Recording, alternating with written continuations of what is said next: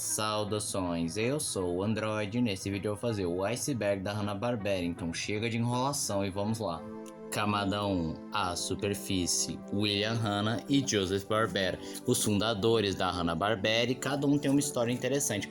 O William Hanna nasceu em 1910, ele era formado em engenharia, mas durante a Grande Depressão ele foi demitido e foi mandado trabalhar como animador na Harman Site para mais tarde trabalhar na MGM, com o qual ele conheceu o Joseph Barbera. Enquanto que o Joseph Barbera nasceu no ano de 1911, era filho de imigrantes italianos e desde muito novo ele tinha interesse e ofício pelo desenho, tanto que ele frequentou uma universidade de artes e seus trabalhos focavam único e exclusivamente na ilustração, e ele foi trabalhar na MGM, com o qual ele conheceu o William Hanna, com o qual ele chegaram a fazer vários desenhos, mas o que se destaca foi inegavelmente o Tom e Jerry. Mas na década de 50 a MGM fechou seu estúdio de animação, demitindo os dois. Então os dois decidem fazer seu próprio estúdio. Com o auxílio da Screen Gems, que financiaria os dois, nasceu a Hanna-Barbera. 183. Essa é a quantidade exata de desenhos produzidos pelos estúdios Hanna-Barbera, não considerando nem especiais e nem filmes. Taft Broadcast foi um conglomerado de mídias que comprou a Hanna-Barbera no ano de 1966, o que foi benéfico para a Hanna-Barbera, visto que ela começou a produzir em massa e chegou a ocupar cerca de 80%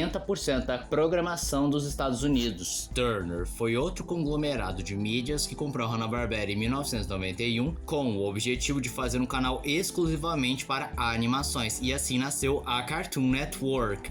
Marvel e DC. Entre as décadas de 60 e 70, a Hanna-Barbera produziu vários desenhos da DC Comics e da Marvel, incluindo o Coisa, Os Quatro Fantásticos e Super Amigos. Camada 2, Águas Profundas, animação limitada. Antigamente, para você ver animações, você tinha que ir lá no cinema, mas com o advento da televisão, vários estúdios decidiram embarcar nesse novo mercado. Só que o problema é que o orçamento da televisão era bem menor do que para o cinema, por conta disso saíram animações de baixo custo. E foi aí que Hanna-Barbera se destacaram e se tornaram referência para muitas animações, pois eles criaram um método chamado animação limitada, com o qual eles utilizavam a menor quantidade possível de movimento, e as animações se focavam em diálogos e principalmente na trilha sonora, e muitas vezes os cenários eram reaproveitados, mas com certeza os macetes mais conhecidos que foram reutilizados por vários outros estúdios foi, em vez dos personagens se moverem, quem se movia era o cenário.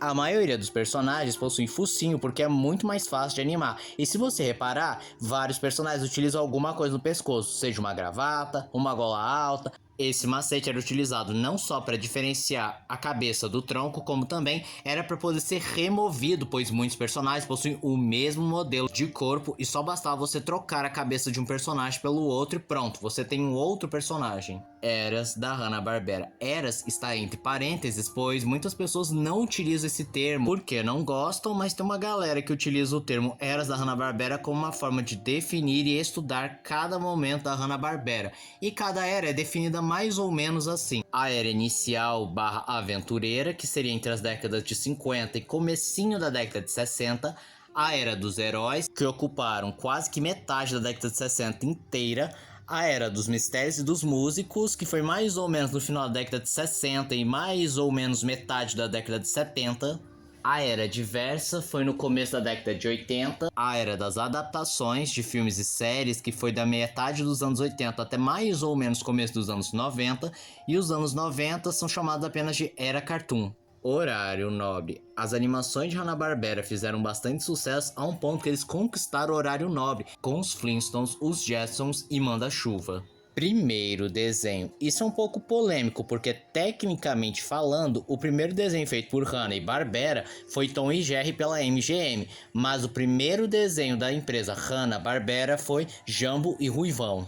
O último desenho. Bom, o último desenho da empresa Hanna-Barbera foi Eu Sou o Máximo, de 1999.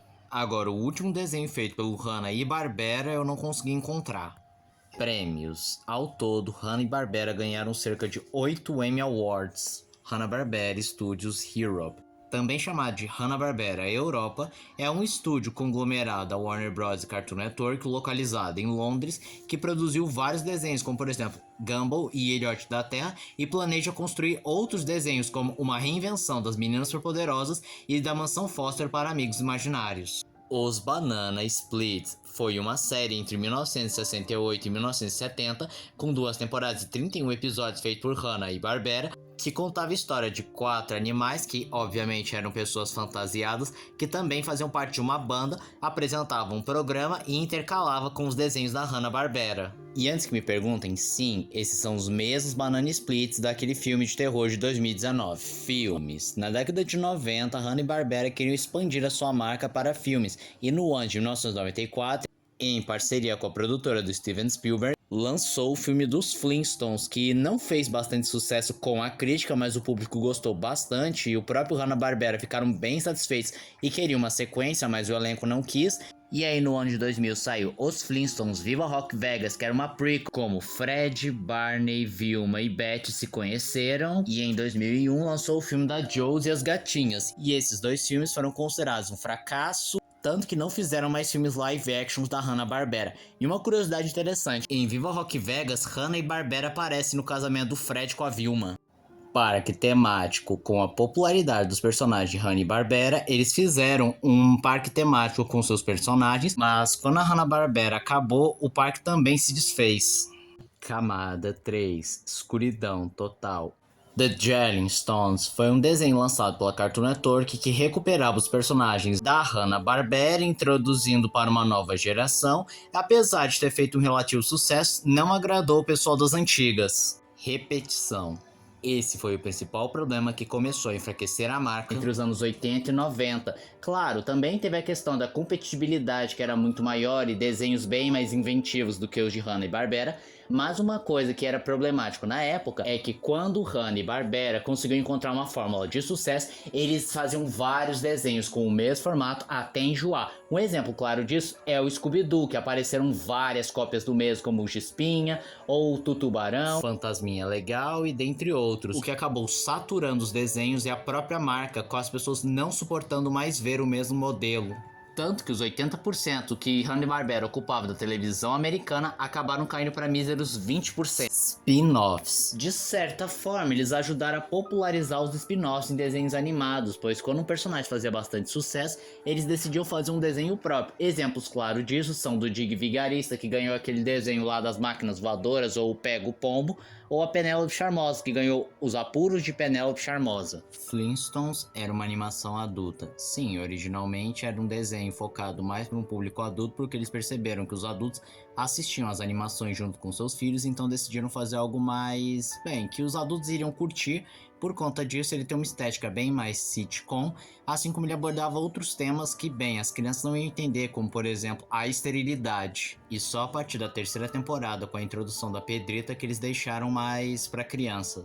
A treta de Peyor contra Hanna-Barbera. Peyor foi o criador dos Smurfs, que fez um acordo com a Hanna-Barbera para trazer sua obra para os Estados Unidos, e eles chegaram a fazer o desenho e consultavam Peyor constantemente sobre os episódios, mas essa relação começou a ruir quando ele percebeu que a Hanna-Barbera tomou várias atitudes pelas suas costas, como a adição de um cachorro, que as histórias eram mais vazias e mais infantis em relação aos quadrinhos que abordavam temas sociais como economia, racismo, política e dentre outros. Mas a gota d'água foi quando disseram que queriam que os Smurfs protagonizassem um episódio contra as drogas, o que Peyor foi veementemente contra, mas mesmo assim, os Smurfs aparecerem os astros dos desenhos animados contra as drogas, que era claramente um especial contra as drogas. E isso irritou o Peyor a um nível que chegou a afetar a sua saúde física, e por conta disso, ele entrou em um acordo com a Hanna-Barbera que o desenho deveria ser cancelado ou finalizado para evitar mais intrigas. Fim da Hanna-Barbera. A Hanna-Barbera oficialmente acabou no ano de 2001 com a morte de William Hanna e posteriormente a morte de Joseph Barbera,